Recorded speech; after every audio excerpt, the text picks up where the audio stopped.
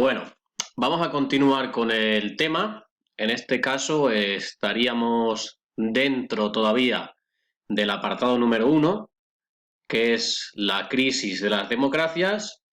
Lo que vamos a ver ahora va a ser la situación de cada uno de los países más importantes durante esta etapa de entreguerras.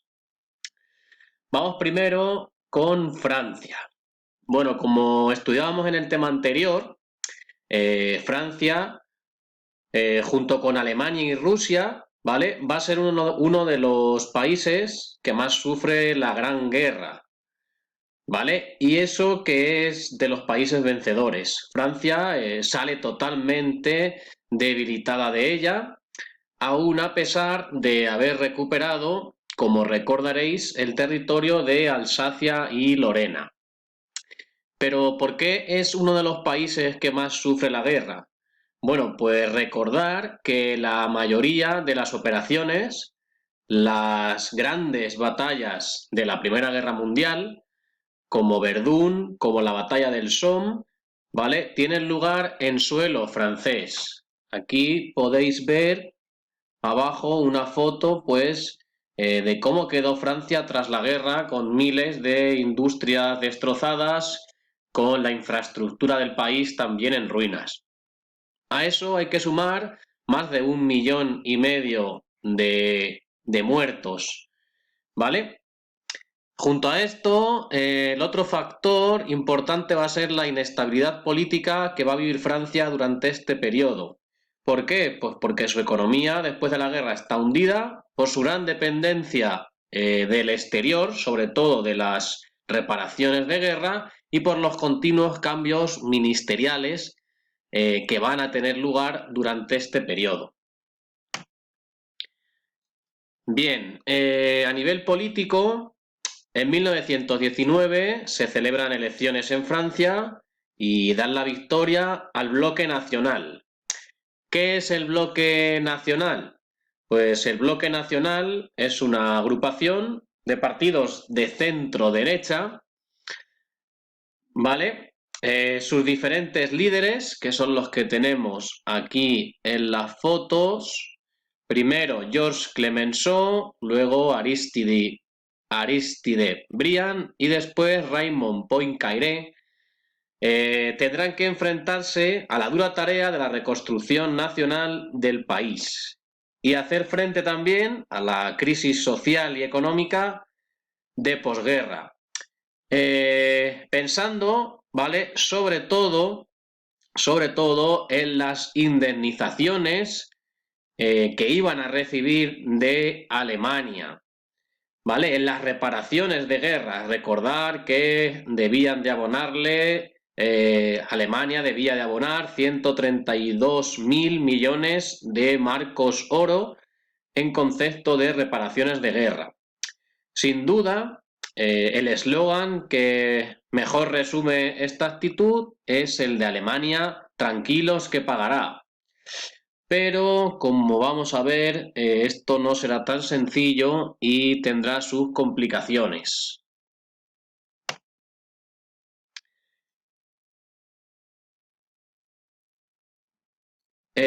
Poco después, cuando los esfuerzos para la recuperación económica exigidos a la sociedad francesa y el dinero recibido empiezan a dar sus frutos, la crisis de 1929, el crack de la bolsa de Nueva York, vino a complicar la situación política en Francia con el desarrollo de gobiernos inestables. Es decir, por gobiernos inestables entendemos aquellos en los que se producen constantes cambios de gobiernos, de ministros que entran y que salen y de presidentes. A raíz de esto, además, crecían cada vez más las organizaciones de tipo fascista, como por ejemplo Acción Francesa, que la tenemos aquí arriba, o la Cruz de Fuego, que sería esta de la derecha.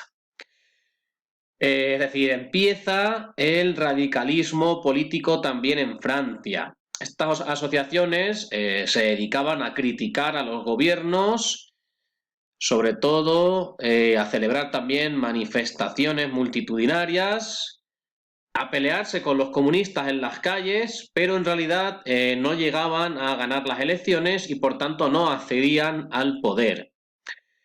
Este radicalismo político lo que va a provocar, como vimos en el apartado anterior, es que se polarice la sociedad francesa en dos bloques que se odian a muerte. Por un lado la extrema derecha y por otro lado la extrema izquierda. Por tanto, ante este ascenso continuo del fascismo, no solo en Francia, sino en otros países de Europa, los partidos de izquierda, siguiendo sobre todo las directrices de Stalin y de la Comintern, es decir, de la Tercera Internacional, de la Oficina de los Partidos Comunistas, lo que van a hacer va a ser dejar a un lado sus diferencias, ¿vale? Dejar a un lado las diferencias entre socialistas, es decir, partidarios de llegar al poder por las elecciones y después promover los cambios, lo que es la socialdemocracia, y por otro lado los comunistas, ¿vale? Los que apostaban por las ideas de Marx y por la revolución como método para llegar al poder. Dejan a un lado sus diferencias, que no eran pocas, y deciden unirse en una agrupación electoral, es decir, en una coalición. Se forman así, no solamente en Francia, sino también en otros países como España, los llamados Frente Popular o Frente Populares, ¿vale? Es decir, coaliciones de partidos que van a estar integrados por socialistas, comunistas y en el caso de Francia, por radicales, que aunque se les llama radicales, en realidad es un partido de centro-izquierda. Bien, este Frente Popular, ¿vale? Aquí tendríamos un cartel muy llamativo que dice: el Frente Popular se une contra la miseria y contra el fascismo, ¿vale? Por la paz y por la libertad. Este Frente Popular, repito, va a ganar las elecciones de 1936.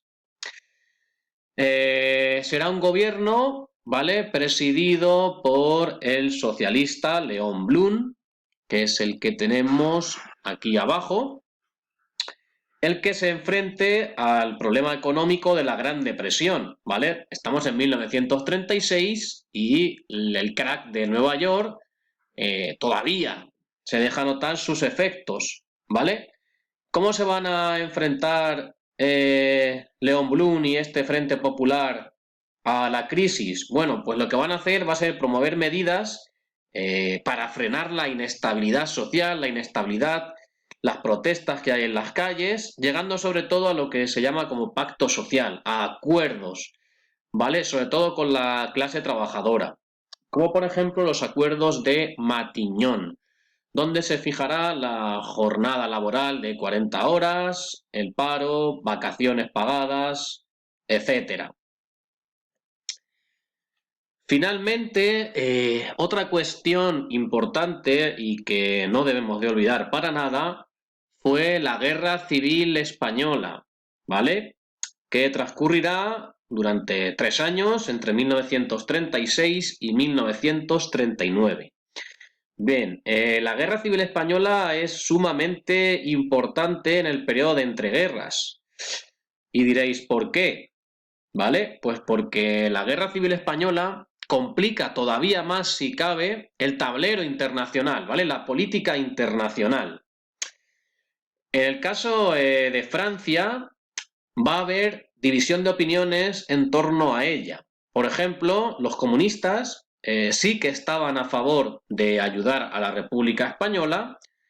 En cambio, los socialistas, ¿vale?, y los seguidores de Léon Blum prefirieron aplicar una política de no intervención, ¿vale? De hecho, a Léon Blum, los ingleses le invitaron a no ayudar a España, le dijeron: para nada se te ocurra meterte en el avispero español, ¿vale? Por si fuera poco, Hitler ya en 1933 había llegado al poder y se estaba expandiendo, ¿vale? Sin piedad, ¿vale? Va a ocupar Austria, va a ocupar Checoslovaquia, bien, y ante tal panorama, a partir de 1938, el gobierno francés, ya sin el Frente Popular en el poder, porque ya habían caído, inicia de nuevo una política de rearme militar, ¿vale? Es decir, empiezan a destinar de nuevo al presupuesto, de los presupuestos una parte importante del gasto a la defensa, a la fabricación de armas y demás. Es decir, desgraciadamente, los aires de guerra volvían a respirarse de nuevo en Europa. Ahora vamos con Inglaterra. Bien, Inglaterra, al igual que Francia, va a sufrir los efectos de la Gran Guerra sobre la economía, ¿vale? También van a ser muy fuertes. Vamos a tener miles de industrias destrozadas, vamos a tener un fuerte paro y además, por si fuera poco, sus mercados empiezan a ser conquistados por esas dos potencias que estaban en ascenso desde comienzos de siglo, que son, como podéis ver en la foto, Estados Unidos y Japón. Vale. En cambio, a nivel político, no hubo tanta radicalización y tanta inestabilidad social como en Francia. Es decir, no aparecieron partidos fascistas con tanta fuerza, aunque sí que hubo algunas personalidades, podemos decir, interesantes en lo que se refiere al fascismo, como Oswald Mosley. Y el sistema democrático, sobre todo por su larga tradición, por su larga historia en Inglaterra, pues se mostró más fuerte y más estable que en otros países como Francia o la propia España. Y esto se debía sobre todo a que en Gran Bretaña, desde los tiempos de la Revolución Industrial, se contaban con poderosos sindicatos. Aquí tenéis una foto de los sindicatos, ¿vale? Reivindicando mejoras laborales, que ya estudiamos en el tema del movimiento obrero. Poderosos sindicatos, repito, que actuaban de mediadores entre el gobierno y los empresarios. Es decir, el pueblo inglés estaba más acostumbrado a dialogar, a negociar sus condiciones de trabajo. Pero, además, en este momento en concreto, en 1920, 1925, ¿vale? Es decir, en la plena época de entreguerras, contaban estos sindicatos con el apoyo del Partido Laborista, ¿vale? De ideología socialista, es decir, socialdemocracia, no comunista, que dirigido por Ramsay MacDonald accederá por primera vez al poder en 1924. De hecho, el ascenso del Partido Laborista es muy importante, ¿vale? En Inglaterra teníamos por un lado el Partido Liberal, por otro lado el Partido Conservador. Bien, pues el Partido Laborista llega, de hecho, a sustituir en el poder al Partido Liberal, ¿vale? Es decir, rompe con el bipartidismo clásico y tradicional inglés. Sin embargo, al igual que ocurrió en Francia, cuando parecía que la cosa empezaba a ir bien, cuando los problemas económicos empezaban a resolverse, la crisis de 1929 se deja sentir también muy pronto en Gran Bretaña.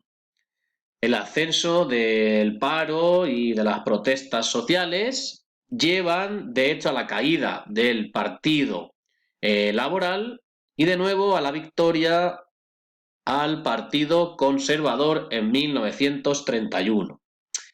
¿Qué va a suponer de nuevo la llegada de los conservadores al poder en Gran Bretaña? Pues bien, supondrá un importante cambio, sobre todo a nivel económico.